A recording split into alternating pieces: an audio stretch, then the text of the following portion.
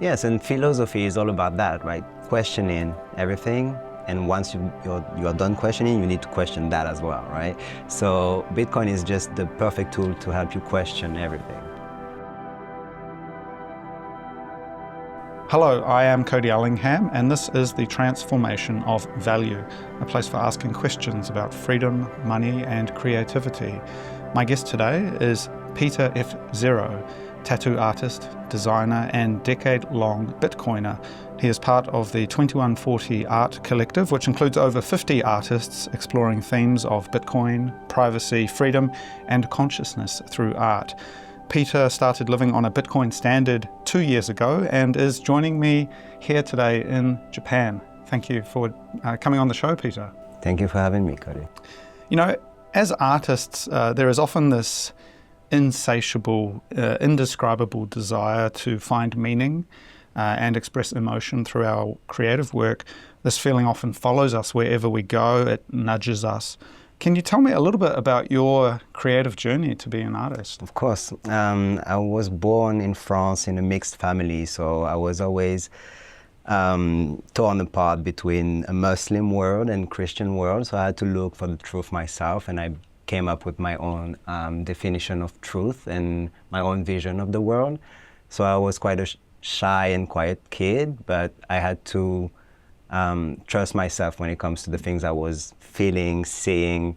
And growing up, I realized that I have a very specific way of seeing the world, very unique. And maybe there is value in that. And I thought that maybe it would be worth sharing with the world.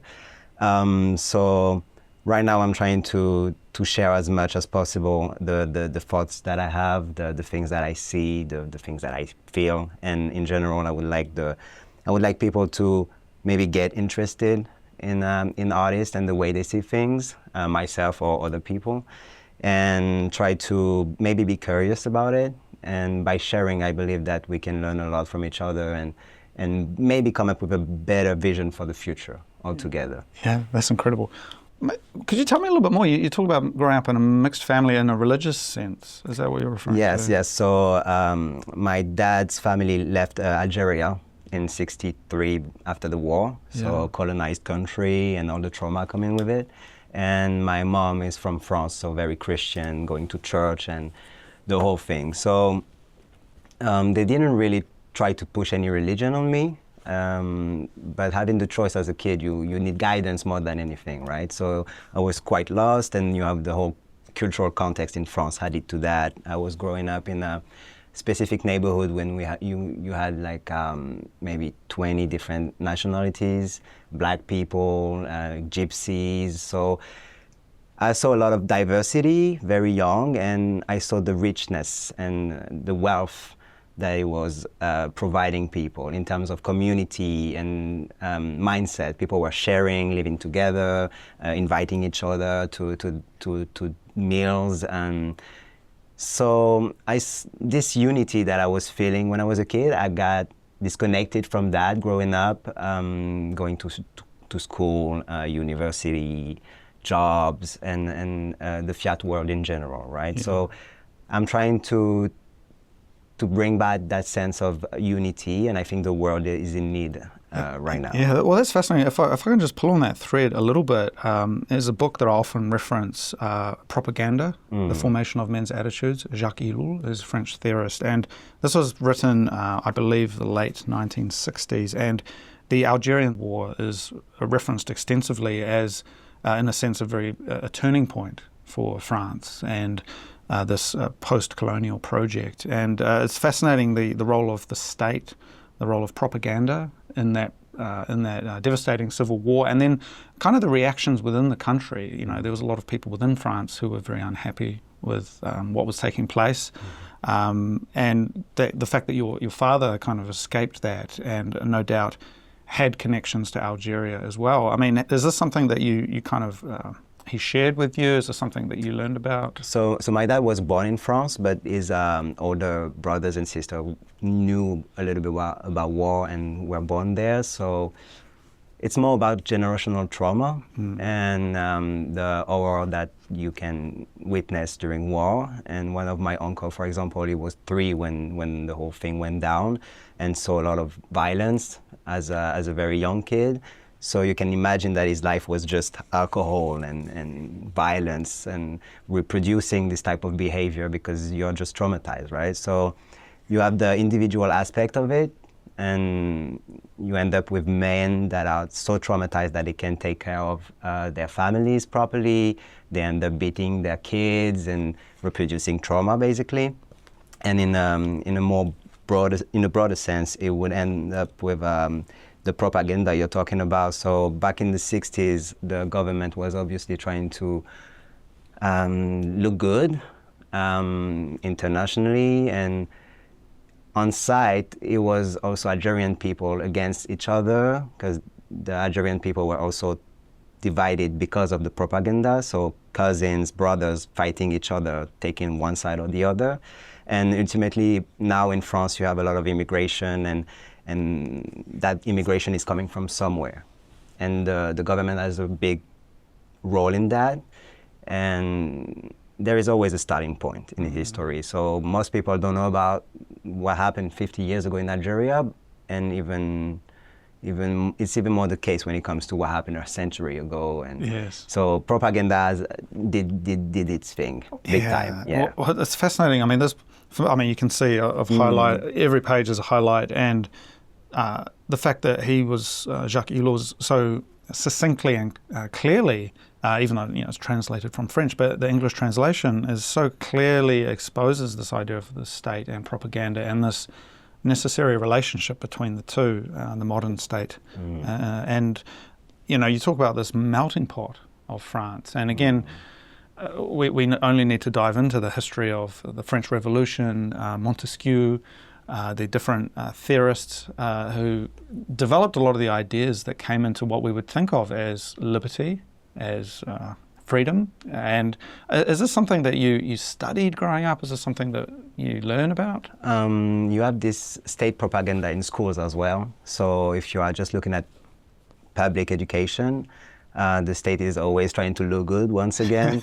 So they are teaching you about classical authors, but in a very specific way, and trying to get somewhere, right? And so they are pushing the liberty, equality, fraternity ethos, but in real life, you see the exact opposite, right? Like less spending when it comes to the socialist model.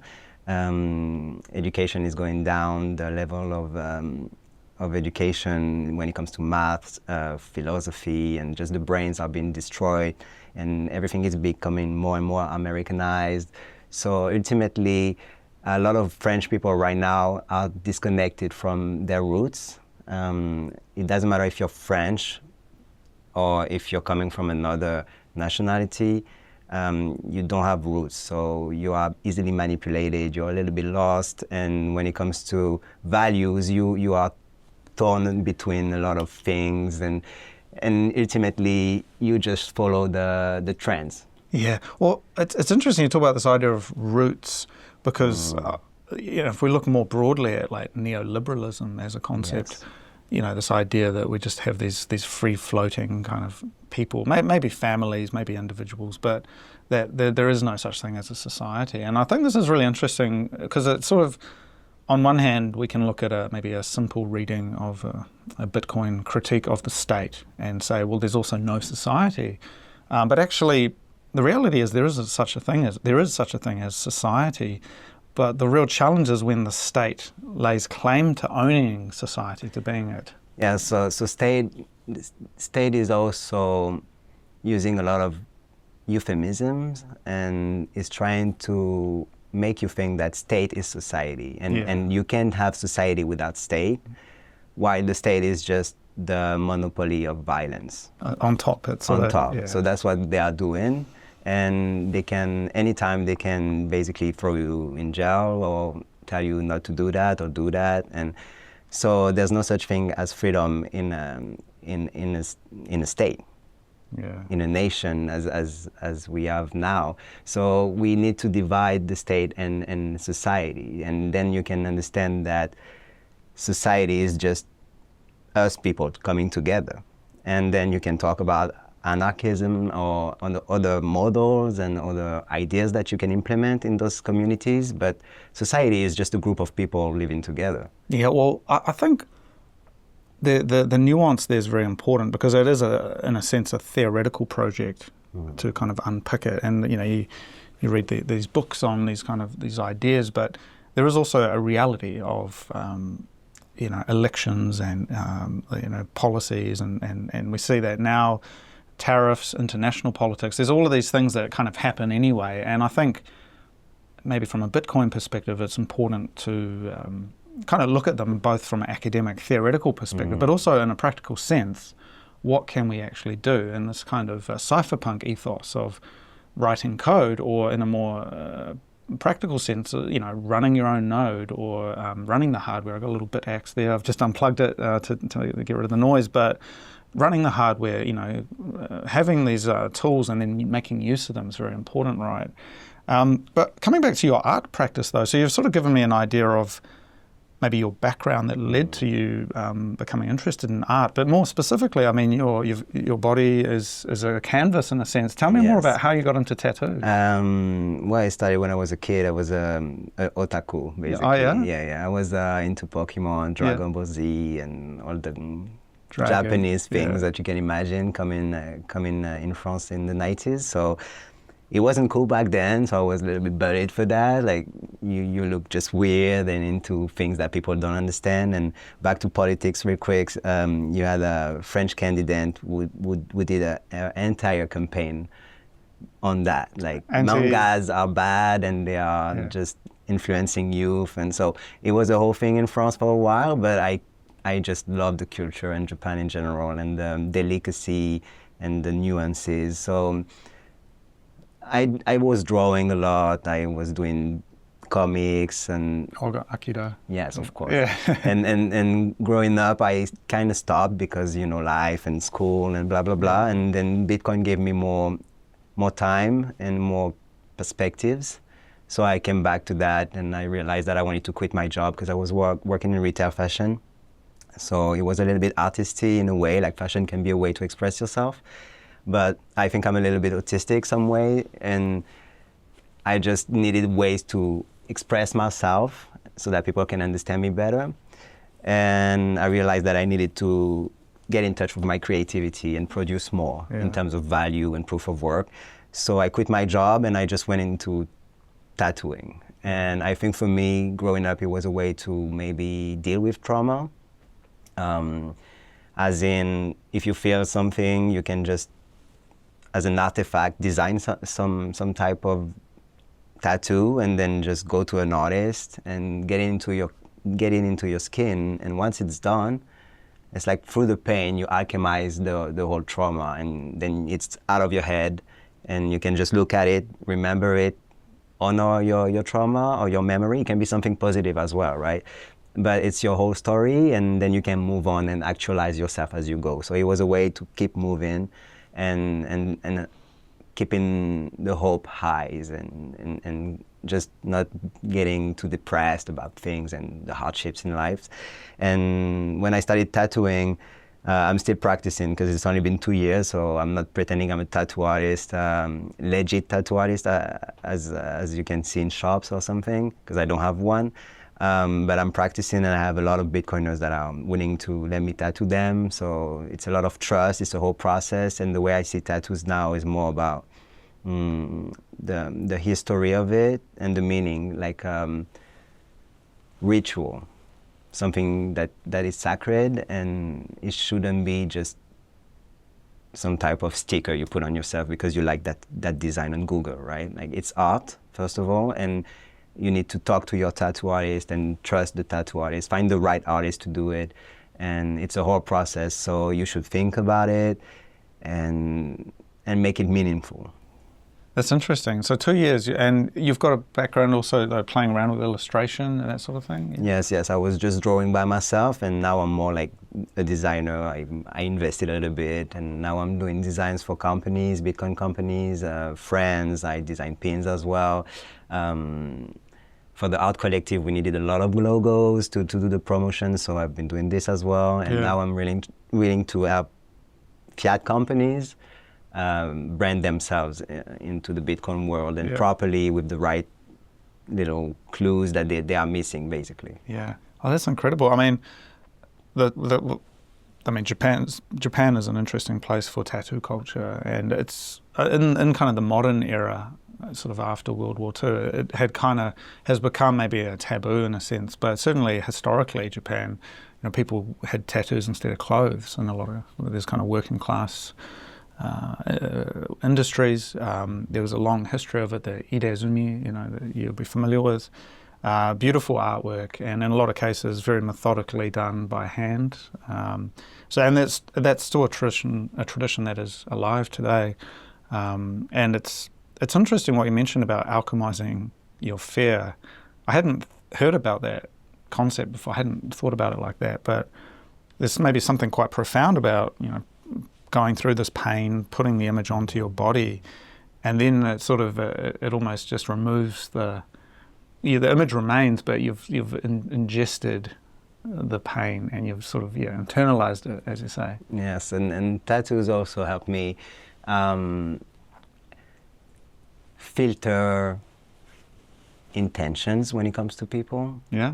Especially when I decided to do that big head tattoo right there. Oh, wow. So I always had people judging me, like everyone is judged, right, by society and parents, friends and everything.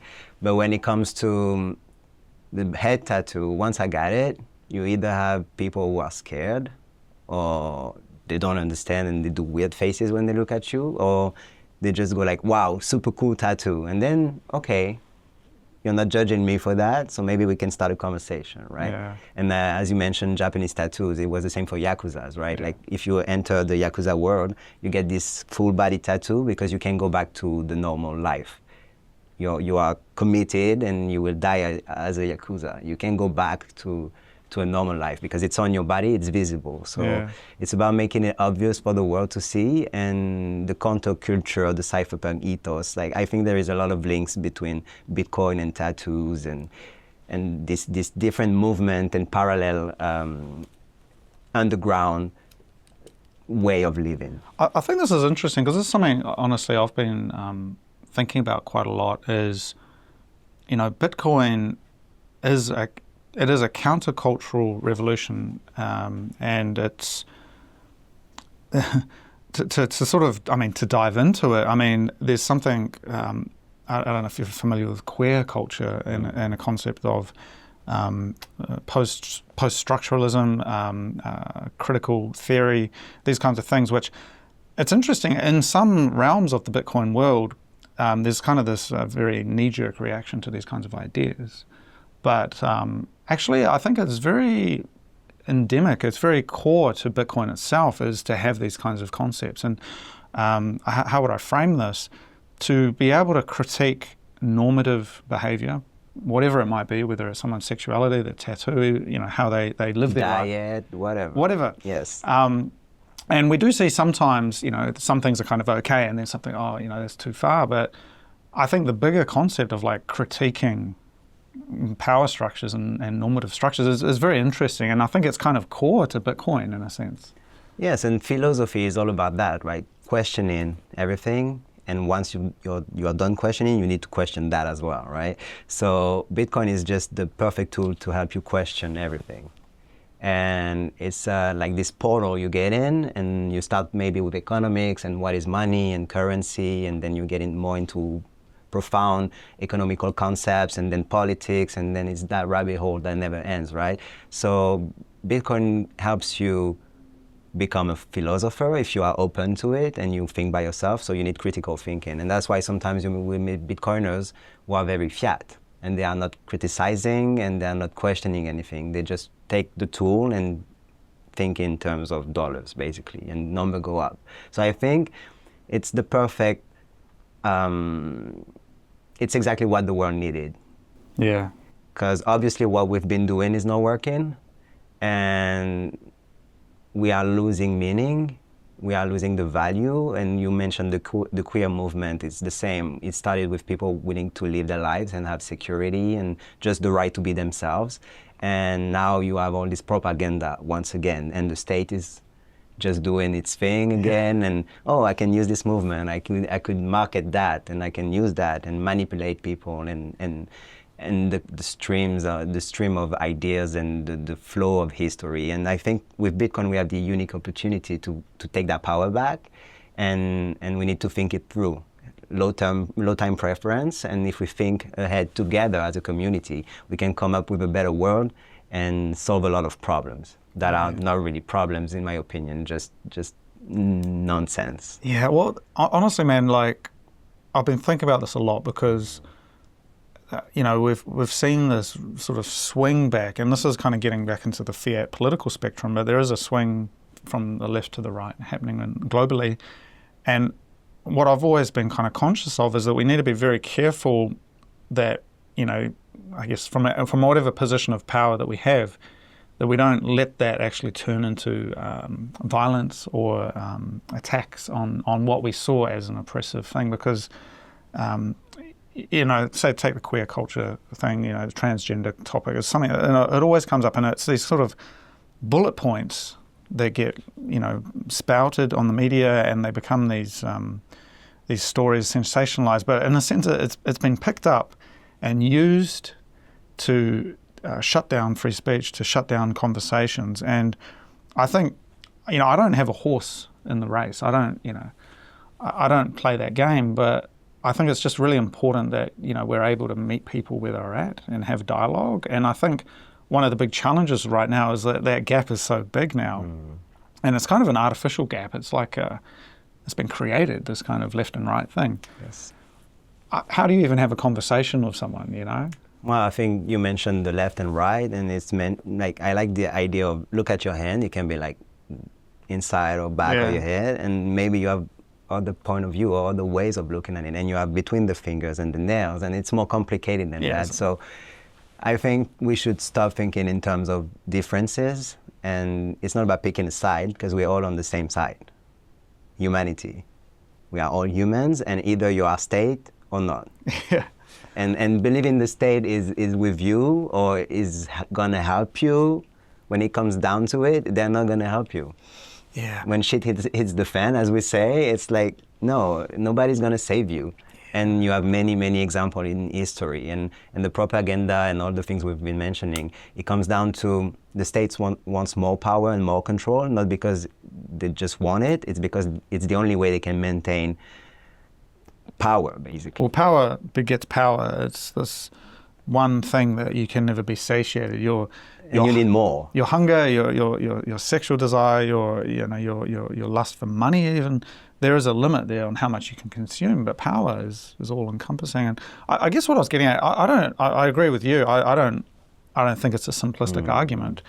For me personally, I live in between a lot of different communities. Like, on one day I can be hanging out with people from the state, people working in central banking, people working in that world. I meet these people through my journalism. On the other hand, I can be hanging out with like my hippie friends. We go down to the beach, go surfing. I've got business friends. We're all very multifaceted people, and being at the middle of a lot of these relationships is very interesting. I don't know about you, but I sort of see bridge building as one of the key tasks. How do we make sure, as you say, how do we communicate humanity? So I'm in the same position as you, and thanks to Bitcoin traveling and my personal story, I have a lot of friends like from Africa, so I have this context. I've lived in Chicago, I've lived in Japan, I've been to DC, meeting political people, Europe in general I've seen too, and a lot of people are just focusing on the differences once again. But as you said, it's about building bridges, and how can we bring people together? Because when we are divided, then that's when the problems will occur. And you see differences, so you will attack each other, and that's another way the state is manipulating us. So while we are busy fighting each other because you're left, I'm right, or you're straight, I'm gay, whatever, while we are doing that, we are not addressing the problem, that is sovereignty, freedom, and options. Do you have options, or are you just in this illusion of choice? Yeah. One or two. It's always this or this, but you have many options. You can think outside of the box, and you can build a life for yourself and for your community. And those communities, you don't have to be with people that you don't relate to too much, but you need to be open enough so that the conversation can happen. Well, it's interesting. I'm a big believer in just reflection, self-reflection, and trying to expose myself at least to the ideas out there, and kind of think critically about them. And I've been following this thread recently. There's a few people like Naomi Klein and Astra Taylor, who classically these people are known for basically the left, but kind of critiques of the state from a leftist perspective. But looking at them talk about something like Bitcoin and self-sovereignty and labeling it as a kind of end of days fascism. It was a kind of a way they started talking about this and sort of framing it, and they were referring to some of these like state, what would you call them, free state projects, places like Prospera. Some of the stuff we're seeing in El Salvador, this move for Bitcoiners to kind of opt out, and then labeling that as kind of exiting the social contract, exiting any kind of externalities from something like climate change, whatever, and seeing that, labeling that as kind of a fascist movement. And that really struck me as like, hey, I would like to have a conversation with you and understand what you mean, because I don't see it like that. But I'd be keen to hear what you think. This kind of framing of self-sovereignty as a very selfish kind of concept. I think, as you said, it comes down to self-reflection, and you are only responsible for yourself. You're not responsible for the planet. You're not responsible for the climate. You're not responsible for any of that. So it's just too big, and you get lost in the sauce. You like, what are you gonna do? The planet, you need to zoom out, right? Like, so when you start thinking critically, you realize that you have a limited time on this planet, and you are only responsible for yourself, so you need to improve yourself, and it starts with you. And if you start healing, as we were mentioning the war in Algeria, if you start healing yourself first, and you make your peace with your life, and you forgive people, and whatever Jesus was saying, basically, right? And then once you're there, you can maybe provide real value, because it's coming from a better place inside you. You're coming from love and not from fear anymore. And you can unite people for real, because you are united within yourself. You have people who are totally divided, fighting against themselves, ego, and all that, and they're trying to give advice to the world. And I think that's why we ended up where we're at now. We need to zoom out and lose yourself for a minute and realize that the climate has been changing for centuries, millennia, before we even were there. Yeah. It's too much. I think it's too much, and then you have the fear and the anxiety and depression and all that. We need to connect again with our source and the light inside of us, and realize that we have the power to change ourselves. And if you believe through consciousness that you are this or that, then matter will follow and reality will follow. It's not the other way around. And I think we've been disconnected from the source of consciousness for too long, and it's been a long process, and propaganda had its role, and all the theories that we are mentioning, you have to actually think about them and for yourself, not just be like, okay, this guy who has a big name, and my teacher told me about when I was 16, and he's using all these nice words, and it's truth. No, it's maybe a part of truth, or maybe you can use that as a tool to build your own truth, and then confront that truth with others and build something better. So I think the problem is ultimately the fact that human beings have been always prioritizing consciousness for centuries, millennia. And then all of a sudden, it's all about material things.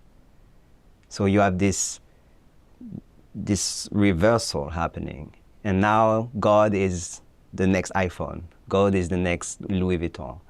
God is the next thing I can buy. And you're always in that race. And as you said, there's never enough. That's why you're going to have iPhone 200 67 or whatever. It's never going to end because you are disconnected from the source. Yeah. You're looking for something outside of you while it's inside of you. So if you don't do that work, then everything else doesn't matter. Yeah. And I would even say that if you don't do that work and you don't heal yourself first, you're going to do more damage than anything else. Yeah, that's I mean, that's fascinating, man. Because I guess the way I've come to sort of understand this in a sense, I mentioned some of these commentators talking about this this critique, as if some Bitcoin whales are going to go and set up and kind of exit, and there's kind of this collective thinking that goes into that kind of critique that they should do something about it. These people have some responsibility for it, and I think fundamentally somehow maybe this is genetic, but it just some people in the population they feel maybe more of a collective sense, and if we were to paint it positively, Yes. they feel maybe like a protective instinct for others. And then there's other people who see themselves maybe as more self-sovereign, self-driven. And I think you can see this even within families. Some siblings are more protective of the others, and others are more like, hey, leave me alone. And I think that's part of the human family, is we have these different, you've got the people who stay behind and look after the base, and you've got the people who go out and are the scouts. You've got these different kind of framings within the human psyche. And what becomes difficult, though, is when you elevate that collectivism, that communism, to a state-based, enforcement. Mm-hmm. Everyone has to follow that framework, and you don't get the yin and yang, because if you've got a nice mixture, of course, a mother is going to look after the children. Maybe the father goes out and works, whatever. That's a gender stereotype, but that's kind of a way of framing it. But if you made one framework the way everyone has to do it, it's not going to work. It's not going to work. It's not going to work. So as I say, it's like if you think as a tribal community, some people have skills and certain ways of being, so you let them be and do what you're good at. But once again, you need to come from love, not fear. So if you are a very self-centered individual, it's fine. But if you come from fear, then you will tend to step on other people to get where you're trying to get, while you should just be collaborating in peace and harmony, and we all have our own part to play. But first, you need to heal yourself. That's why it's very important. And then you can broaden the horizon, and you can do whatever. Yeah. Then all the possibilities are open. And once again, once you get to that level of healing, then you can have a different frequency. You can have a better level of consciousness, and then the way you move, the way you talk, the things you attract, the things that you're supposed to avoid will just go away from you because you're not vibing with them anymore, and everything aligns naturally. Yeah. Yeah, I know exactly what you mean. Yes. So it's consciousness then matter, not the other way around. Well, it's interesting as well. You mentioned Jesus before, and this history, this kind of interesting dialectic in the Christian tradition between kind of rational, the logical framing, which we get with, I believe, Thomas Aquinas, this logical framing of this then that, contrasted with more pure faith and kind of the oblivion of others, people like Augustine, I've got here on the shelf, and the history of Christianity in a sense has been that there's kind of two, kind of the logic and the framing of this then that, with pure sort of faith, and those two kind of finding each other, and this goes deeper in a sense with that kind of relationship with the Greek world, the logical framing, this kind of natural philosophy, and then the Jewish tradition of obedience before God and this kind of absolute. And those two kind of things are sort of pulling each other. It seems like the history of the Western tradition has been those, and maybe we're in the swing right now, the sort of the end of modernity, perhaps, where we've gotten to the end of like material logic and physical materialism. Like, well, what else can we do? We can build anything in a factory now. We can 3D print all the stuff, but we're lacking this kind of faith, this kind of this great infinity, right? And I don't know. What do you think about that? I think it's inside of us. I think it's inside of us, and you have everything you need, and as long as you're looking outside of you, like the Jesus message to me is quite simple. Like, you can talk about it, you can make it complicated, you can debate, okay, but it's talking about love and compassion. And if you are a loving and compassionate being, and everybody is, then it's heaven on earth. If I'm willing to die for you and you're willing to die for me, then we don't have to die anymore. Because if everybody's doing that, then it's peaceful. And I think the meaning got lost in translation, and maybe, just maybe, Christianity has been manipulated in a way that fear of death is becoming a thing, and in general, if you are scared of death and what is invisible, then you tend to go back to the material, right? To feel safe. And I think there is a lot of truth in all the texts you've been mentioning, all the different ways of seeing the world and history in general, but we see those are separate. Once again, everybody has a little bit of truth.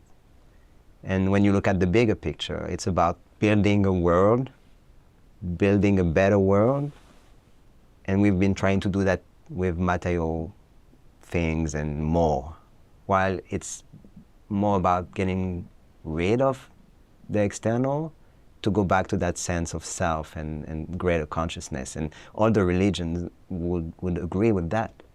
It doesn't matter. They're all saying live a simple life and get rid of the material and eat less, fast. They're all talking about the same thing. Yeah, it's incredible as well. I mean, I'm reminded, obviously, the Lord's Prayer, it'll be done on earth as it is in heaven. And this kind of, there's a lot we can take from this. And I think, again, it's interesting at this moment, and I look at something like this worship that we have of AI, generative AI, and the way people look at it as this kind of profound new way.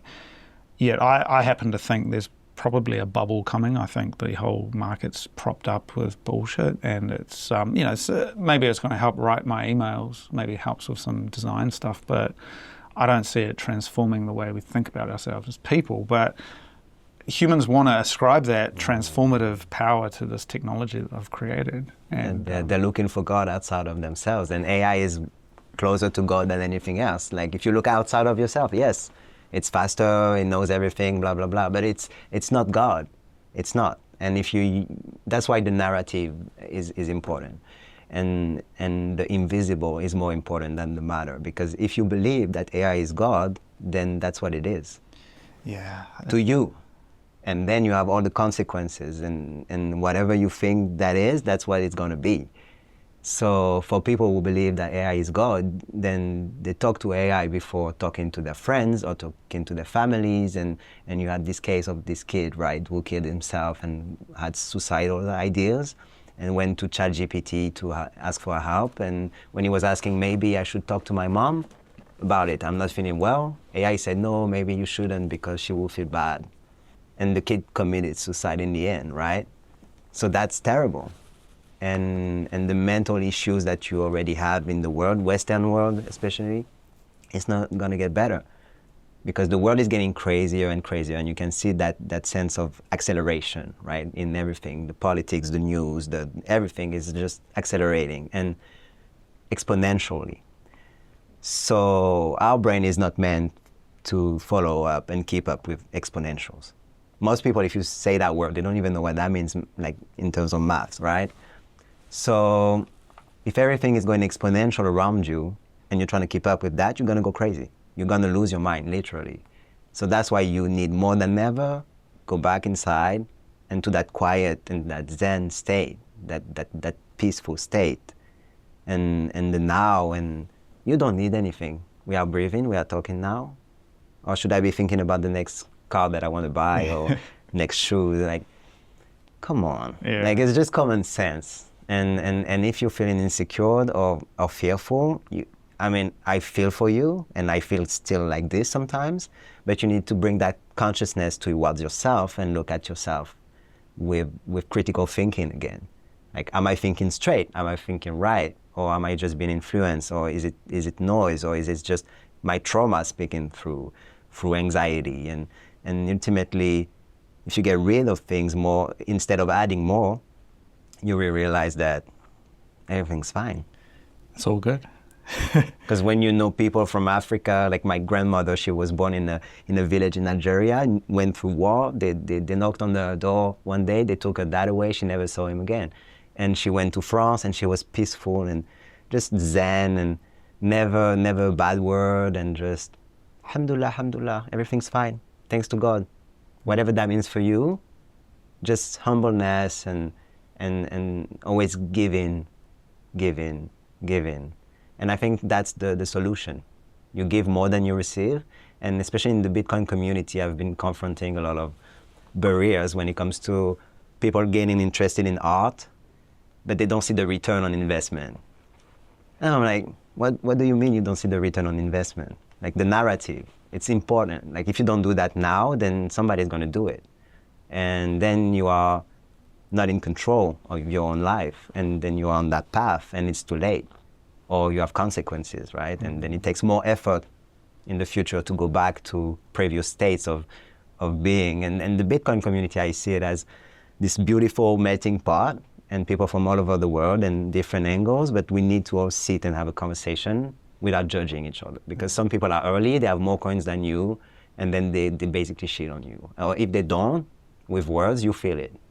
And when it comes to investing in my friends, in Europe who are doing the right thing, in my opinion, cypherpunks from the early age, like Satoshi's flame, as I like to call it, keepers of that flame, but they don't make money or they don't have a proper offer or they smell bad or they don't cut their hair or whatever, they're not corporate enough, so they don't have a stage, they don't have investments, they don't have anything going on and they're struggling. Yeah. So it's about being fair.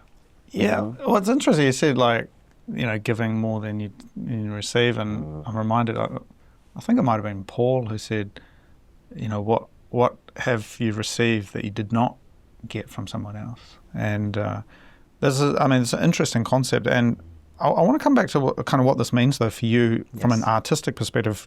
Can you tell me a little bit more about 2140 Collective? What is that? Yeah, so two founders, Anon, because it's Anon, and Mad Monkey.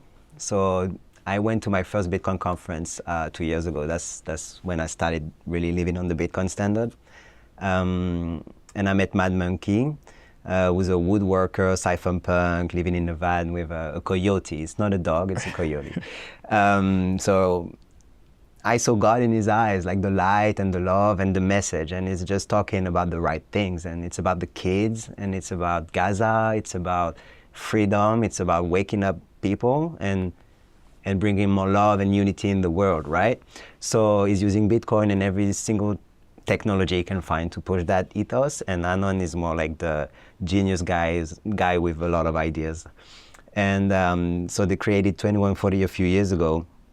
I joined the two of them 2 years ago after my first conference, as I said, and then I was looking at Monkey and he was struggling a little bit. I'm like, okay, what do you need? We get in the van and I'll pay a little bit for the expenses and we go to all the conferences. So we've been doing that last year, going to Prague, Riga, showing up everywhere. And so official conferences, right? And you have those official after parties, and we just organized non-official after parties, more cypherpunk vibe. And people started hearing about us, coming to those after parties, and you had OGs coming to us like, yes, this is it. Authentic, real. No bullshit, no sponsor, not trying to sell anything, just open source. We pull up with the art, and we do it for the people, by the people, right? And we were bringing that vibe, and now we have this Bitcoin Culture Festival going on. Last year we did it for the first time in London. So the main party is during White Paper Day. So it's like a Halloween party, White Paper Day. And it's a whole week when we push the freedom tech, basically. So we talk a lot about Noster, how to set up a wallet. So for everyone, basically, we just adapt. And as you said, we meet people where they at. Art, we have also screening. I think this year we're going to screen a Dirty Coin mining documentary. And people should just check it out, because we charge 2140 pounds for the ticket. It's a whole week. You have events that are free. When it's not the Bitcoin Culture Festival, we also organize events in London all the time, art galleries, meetups. It's not official. It's people for the people. So you don't have any wallet or company behind it. And if you want to support them, help them, participate in any way, you should and you could. So yeah, check them out. And for a year now, I've been traveling and trying to make it more global for the message, for 2140 in general, but for myself as well. And I think the message that we have is important. And I saw that it was lacking on a global scale. So this is coming up October 31st this year again? Yes, it's a whole week. In London? Yes, exactly. Oh, that's incredible. And so we've got here at 2140, we believe that art, film and music can creatively capture the essence of the Bitcoin movement, which is more than just a tech culture or financial revolution. It's a movement about a new way of living. And I think this is really interesting, man, because it sort of speaks back to this this expanded consciousness, I guess you could say. Maybe we can look at analogies in the past with something like the 1960s as kind of a revolution in the way people think about themselves. But I'm just wondering for you personally, are there any historical movements or art movements that have kind of factored into your view on all of this?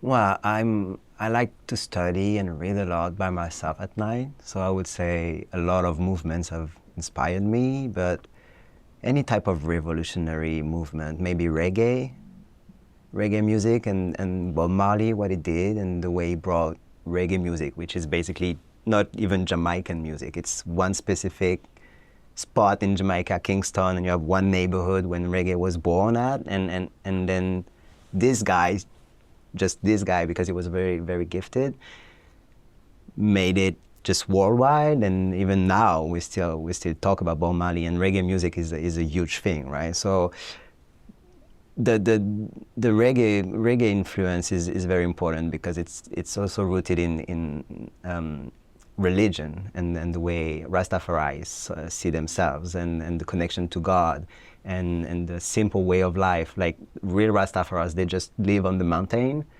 smoke weed, yes, but not the same type of weed you find in dispensaries in Cali, right? Like it's just weed they find in the forest, and they communicate with God, spirits. They let their hair grow so that they have these antennas to communicate with the spiritual world.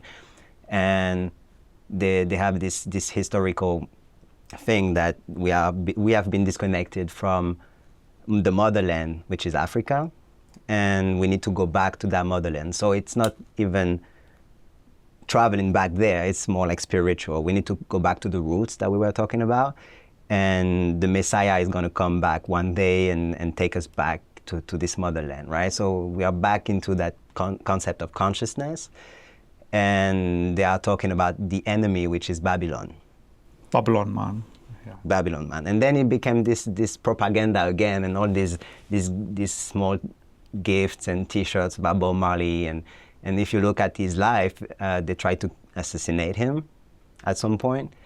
And ultimately, he went worldwide into the industry, mainstream, and he became really sad about it. Because that wasn't his goal, money wasn't his goal. And you have this famous interview when he's been asked, are you rich? And he's just answering, what do you mean? Are you talking about money? It doesn't mean anything. So once again, if you are in Bitcoin and you're just talking about number go up, maybe ask yourself, what is money and what is it for? What is your goal and what are your intentions? You know, Bob Marley, he came to New Zealand just once, Bob Marley and the Wailers, and a friend of mine photographed him. This was back in maybe 1970s, and just for a short tour around Auckland in New Zealand, and we had a good chat. And my friend, who's an older photographer, is telling me about meeting Bob Marley and just sort of the ambiance, the energy that the man had about him, and this idea though of a motherland or a homeland. You know, this is really interesting because in a lot of ways, in this modern world, you know, we're all very far away from home. What is home? You know, there's questions. You know, what is it that we do with our time? You know, we go to work, we work on these machines, and increasingly I do sometimes wonder if this deification of AI is, in a sense, it's sort of like sort of bowing down before it, because it's taking your own kind of job if you're doing like emails and white collar stuff, you know. And it's like, well, there's just some imagery there that's quite interesting. Like your world is being flipped upside down, and arguably since COVID, you know, remote work, everything, the illusion is starting to fall away. What is work? What is value? The title of this show, The Transformation of Value. What does it even mean to do anything anymore? And I think a lot of people in their own ways are starting to ask these questions, right? And so in some, it means it's a very interesting time to be an artist, though. I think when you have times of transformation, like especially now when it's at the end of a small cycles, but also a bigger cycle, and we can talk centuries here. We're living in this very specific time, and I think it's an amazing time to be alive because everything is going down at the same time. So of course you can be coming from fear, exactly as we were saying, and then stress about everything, or just let go, come from a place of love, and then see the opportunity here. And as there is a transformation happening for humanity and the world in general, you can also transform yourself with intention, right? So that's exactly how I started going into the Bitcoin style, more intuitively at first, maybe, but intentionally.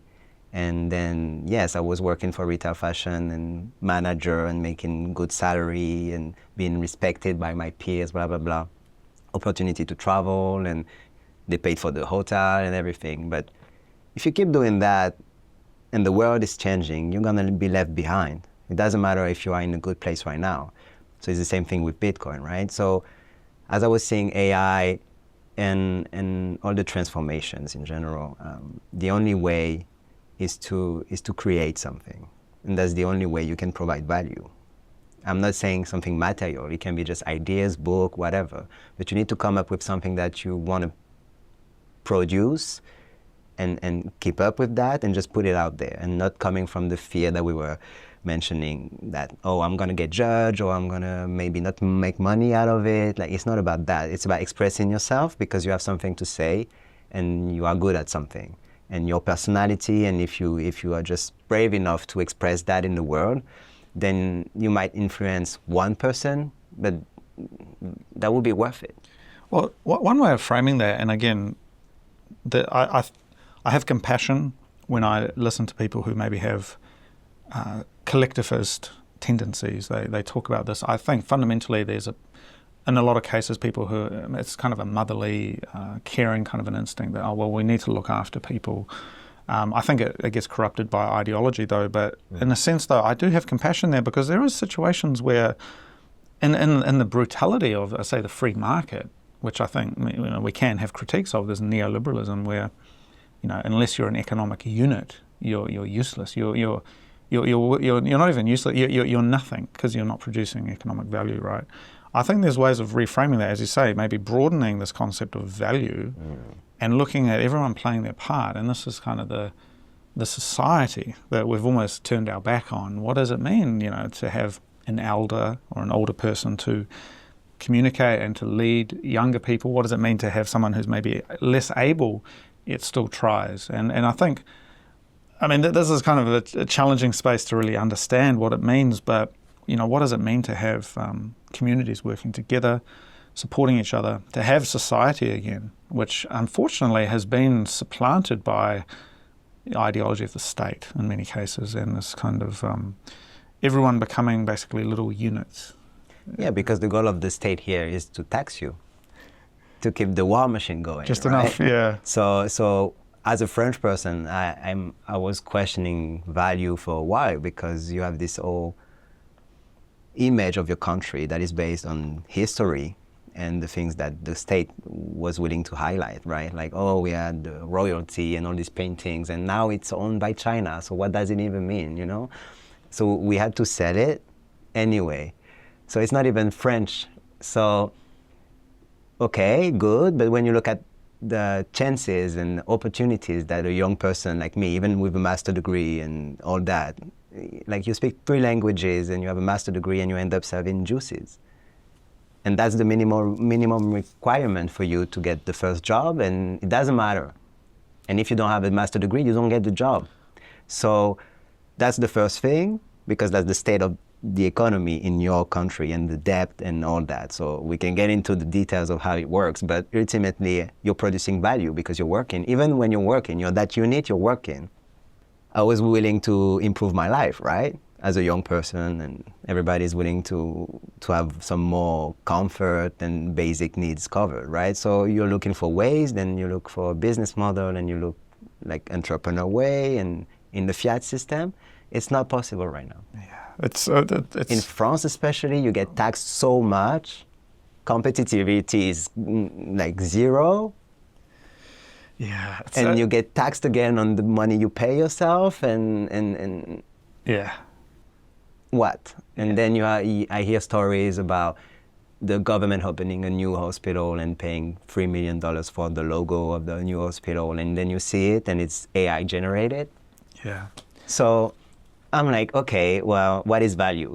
And you have people, my grandparents, for example, this generation, who don't understand, and they will blame young generations and, oh, you're just lazy and just get a job. And yeah, it's a rigged game. I can win, so if I'm playing the game, I'm stupid. Yeah. I'm shooting myself in the foot. Yeah. And they don't see that because they were growing in different times, and for them in the 70s, for example, you had like golden age in France, and so perspectives. And I think value is perspectives. If you can have elders and disabled people and gay people and black people and everyone together, bringing their own perspective and experience, there is value in that. Because I don't see it like you. I can. I don't have your life. Well, fundamentally what you're talking about is liberal society. And it's interesting, like, this project of liberalism, and I think this is the critique that these Naomi Klein and these others were making, is that what we're seeing now in the left and the right, labels, but this kind of rejection of liberal thought, which is that, well, look, you just come as you are. We have a arena in which we can engage each other, but fundamentally liberalism it respects that there are individuals and there is also a society. And I think maybe the dangerous path that we're in at the moment, and it is what it is, but we're starting to be like, okay, well, you have to do this, you have to do that. And I don't know, part of what I'm trying to do with this show is maybe talk to different people and kind of come back to fundamentally, like, what does it mean to engage with someone else, to have a relationship? People don't do that anymore. They don't sit down and look at each other in the eyes. They're looking at their phone, exactly. Just coming back from Seoul, I was shocked by the state of their country, like at least just the Seoul itself. Everybody's on their phone all the time. And I mean, it's everywhere in the world right now, but in Seoul, I was shocked. Literally everywhere, all the time. And if they are not on their phone, they are walking with the phone in their hand. They never let go of the phone. They call it the iPhone for a reason. It's the new ego. It's the new God. It's crazy. And people once upon a time, they used to say the blessing before they eat their food. What do they do now? They take a photo. So I don't know, man. We find ways to reintegrate those things into our lives. And yeah, because we are the same. Our brains are the same. And once again, you can't go against exponential. So yeah, like you're just going to be washed away. Yeah. Final question for you, Peter. I'm really interested in this idea of Bitcoin art, and obviously, you've got the pin there. I can see on your chest there. It's quite nice. We can talk about Bitcoin art in a very sort of visual sense, using the bees and orange. I've got a couple of pair of orange trousers actually that I wear. But more broadly, how do we talk about Bitcoin without talking about Bitcoin? How do we make it into a broader movement? That's when it comes down to sitting with people and asking the right questions, listening more than giving more than you receive. So giving attention to people and let them talk. And if you're really listening, you can ask the right questions and see where they're coming from. And when you know a little bit more about their lives, then you can give them the right advice and meet them where they are. So, for example, in 2140, when we have meetups, sometimes people are coming with clear intentions. Sometimes they just walk in. Sometimes they are 80 years old. Sometimes they are 12 years old. So you don't just push the Bitcoin ethos or economics. And we have this problem right now. If you read the Bitcoin Standard, it's well, no, we understand it, and it's part of the story. Yeah. Yes, but some people, they are just not interested in economics, and you need to come from a very privileged place to actually sit down and think about the money you have to invest. And some people, they have $5 a day, and then you pay for whatever you have to pay for, and you don't have the space, or you don't even think about it, right? You're just struggling day to day. So it's about meeting the people once again. And you don't make it about Bitcoin, because Bitcoin is just the background. Bitcoin is just the tool. So it's like I'm trying to feed you, and I'm talking about my knives, right? Like, it doesn't make sense. You just want to have the food and eat it, and that's it.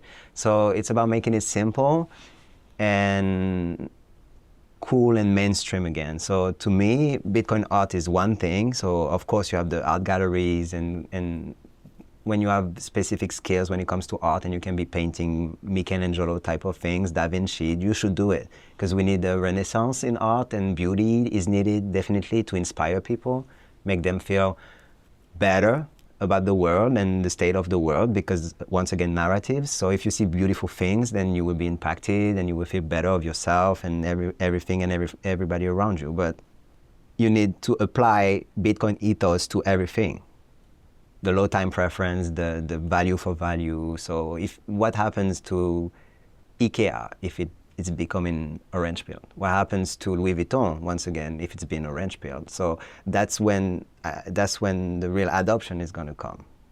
And I was trying to address this issue and make it big, and you realize that people are interested in that, the Bitcoin B, because they just want it to be cool. And it's part of the game, and game theory is just unfolding as we are speaking. But people who've been like us in the community for a while, they've been through their phase with the Bitcoin bees, and we all went there at some point, and Bitcoin, talking about it a lot. And the more time you spend in that space, the less you talk about Bitcoin. That's what I've realized.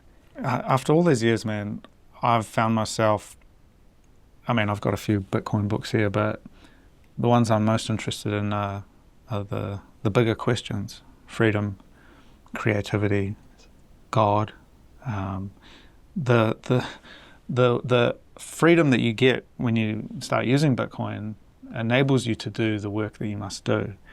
And to stop short of that is to maybe turn your back on your own potential, but to actually go and say, okay, what is it that I need to do? What is my vocation? What is my calling? That's the great question we need to ask ourselves. What is the role that I was meant to do here? Like, why was I put on this earth? What is the goal here, right? Am I just supposed to go work every day and then consume some more and then do it again and again and again and more and more and more because I'm scared of death? Or am I supposed to make the world a better place with my own perspective, share that with my fellow humans, have a great time, good food, like basic things, and simple values and love and community and sharing and giving and compassion and family and all these things. And once you are there, then you're in the forever now, heaven on earth. And the more people you bring onto that boat, then the better it is. Or we can just keep fighting each other and nuke ourselves, basically. That's fear or love, basically. And love is the cure. There's nothing coming out of fear that is ever good. Love is the cure. Yes. Peter, if people want to follow your work, where do you want to send them? Fzero.pro is a good way to follow me. Don't mind the BTC Pay server, because I'm always struggling with that. But you can also check ivylumi.com. We just released an EP. Ivy Lumi is a singer-songwriter focusing on love and good vibes, Bitcoin being just the background of that. And 2140.wtf is a good way to follow the community as well. Peter, Thank you so much. Thank you so much. A pleasure.